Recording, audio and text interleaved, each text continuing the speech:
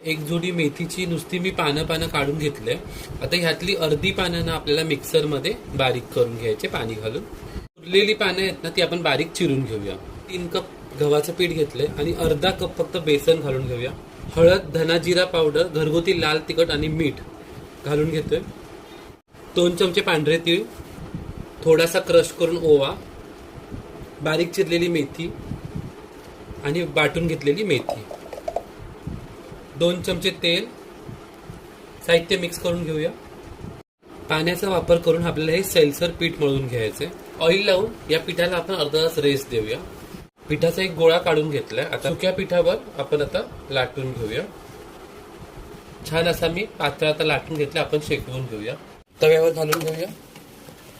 जास्त न प्रेस करता दोन्ही बाजूने शेकवून घेऊया. तेल लावून घेऊया आणि अशा प्रकारे आपला मेथी पराठा बनून तयार आहे.